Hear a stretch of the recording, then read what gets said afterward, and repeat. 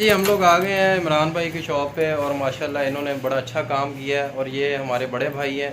तो इन्हें एक टिप देने लगा हूँ। टिप ये है कि जब भी आपने कोई काम करना है ना, तो पहले नंबर पे आपने डरना नहीं है कोई, ठीक है।